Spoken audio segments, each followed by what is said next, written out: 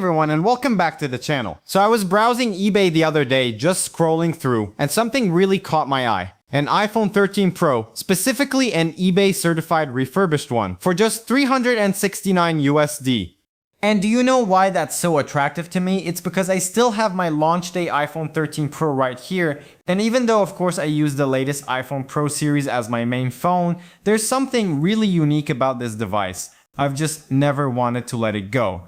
This got me thinking, in 2025, 4 years after it came out, is the iPhone 13 Pro not just a good phone, but maybe one of the smartest tech buys you can make? That's what we're gonna find out today. In my opinion, this was the first Pro model that truly felt like a massive leap forward from its predecessor, and honestly, even now, it's difficult to see it losing badly to the latest iPhones. So let's get into it.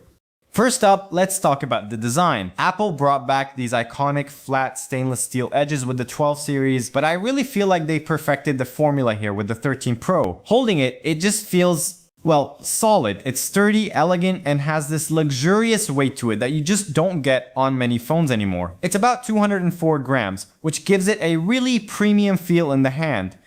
This has been my companion iPhone for years, and as you can probably see, it's gone through a lot with me. I've often used it without a case, so yeah, there are some fine scratches and scuffs on the shiny edges. That surgical grade stainless steel is tough, but it does show wear. But look at the rest of it. The ceramic shield front and the textured matte glass back are in amazing condition. A lot of people on forums will tell you this thing is built like a tank, and based on my experience, I have to agree. But the most interesting thing, and a key reason this phone still feels so incredibly modern, is the screen. This was the first iPhone to feature a 120Hz ProMotion display. And you know, this wasn't just any 120Hz OLED panel. This panel is smart because it's an LTPO display, which is really just a fancy way of saying it has an adaptive refresh rate. It can intelligently ramp all the way down to 10 Hz when you're looking at a static photo to save power, and then instantly jump up to a buttery smooth 120 Hz when you start scrolling. This makes everything scrolling through social media, watching videos, playing games feel incredibly responsive and fluid, but it's also a huge power saver. Oh yeah, and this was also the first iPhone to shrink its notch. It's noticeably slimmer than the wider notch on the older series. Overall, this display is one of the single biggest reasons the iPhone 13 Pro is still so capable and survived so well this year. It's just a joy to use.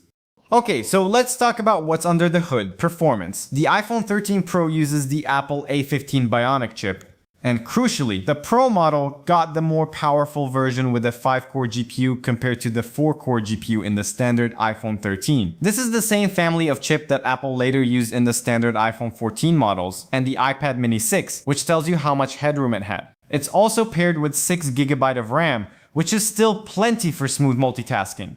Until now, I've used it for pretty much everything, from just scrolling social media and surfing the web to watching videos and playing both light and heavy games. Seriously, it can still handle all my work and entertainment very well. Multitasking is smooth, and when you combine that raw performance with the 120Hz screen, you get an experience that I have to say still feels like a flagship. It's a key feature that makes this iPhone still so worthy today. But how does it really stack up against brand new phones in 2025? Well, it's actually pretty interesting. I looked at the benchmarks, and while some of today's top mid-range chips might beat it in certain multi-core tests, the A15 has a secret weapon. Its single-core performance is still absolutely elite, and its overall efficiency is just off the charts. Look, I have the benchmark data, and as you can see, while a chip like the Dimensity 8450 might pull ahead in overall Ant2 and multi-core scores, the A15 Bionic single-core performance is significantly higher. That's the power that makes apps launch fast and the whole system feel snappy. But here's the absolute killer feature for a 4-year-old phone, software support. I'm currently running the latest iOS 26 developer beta on this right now. Yup, this developer beta is certainly not stable, but as I said, the performance of the iPhone 13 Pro is still very good, and even with this beta, it's handling my daily activities just fine. Of course, iOS 26 won't be the last update for this phone. Based on Apple's track record, the iPhone 13 Pro is expected to get major iOS updates until at least 2028. That is just insane value and a level of long-term support you simply don't find anywhere else. Alright, let's talk about the battery. This is probably the biggest question for any phone that's a few years old. How does the battery hold up? When it launched, the iPhone 13 Pro had fantastic battery life. It was a significant jump from the iPhone 12 Pro thanks to a larger 3095 mAh battery and the efficiency of that A15 chip. So after about 4 years of solid daily use, my iPhone 13 Pro is currently at 78% battery health. Now, that might sound low, but for a 4-year-old battery that's been through countless charge cycles, I think that's actually pretty great. And in the real world, for my casual use, social media, emails, a bit of YouTube and gaming, listening to music, I'm still getting a solid 5 to 6 hours of screen on time from a full charge. For me, that's more than enough to get through a typical day without having to panic and look for a charger. Of course, if you're a heavy gamer or user, you might need a top up. Now for the cameras. This is another area where that Pro name really earns its keep. You get a fantastic triple camera system, a 12 megapixel main wide camera, a 12 megapixel ultra wide, and a proper 12 megapixel 3x optical telephoto lens. That telephoto lens is a huge hardware advantage over many 2025 mid-range phones like the Google Pixel 8a, which often rely entirely on digital zoom for close-ups.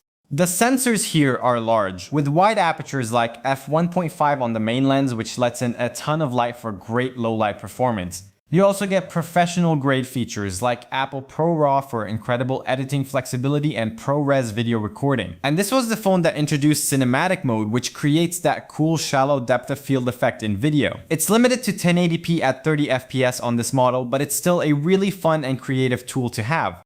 Alright, we've reached the end of this video, so let's bring it all together. For around $350 plus, the iPhone 13 Pro in 2025 gets you a timeless premium design with stainless steel and matte glass. You get a gorgeous top-tier 120Hz ProMotion display. You get the A15 Bionic chip, which delivers flagship-level performance and, crucially, will be supported with iOS updates for years to come. And you get a versatile pro-grade triple camera system that still holds its own against new phones.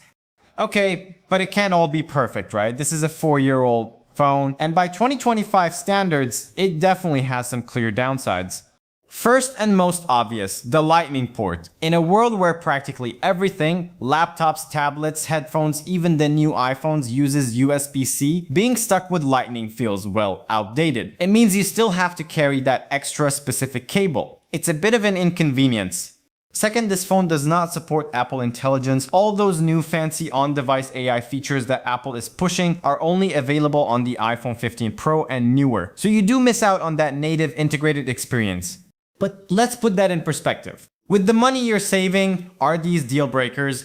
I don't think so. The whole AI landscape is still evolving, and you could argue that what's on Android is still a step ahead in some areas anyway. And if you really need a powerful AI assistant on this phone, you can just go to the App Store. You can download Gemini or ChatGPT and they work perfectly well. It's an easy workaround. So is the iPhone 13 Pro a genius buy in 2025?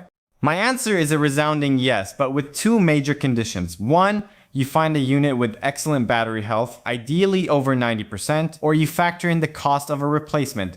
If you can check those two boxes, you are getting an absolutely incredible amount of phone for your money. It's a device that punched way above its weight class when it launched, and its Pro DNA is exactly why it remains such a compelling and I think brilliant option today. But that's my take. What do you think? Are you still rocking an iPhone 13 Pro? Are you thinking of picking one up? Let me know all your thoughts down in the comments below. If you found this video helpful, a thumbs up is always appreciated. And hey, consider subscribing for more tech reviews and discussions like this one. Thanks so much for watching, take care, and I'll see you in the next one.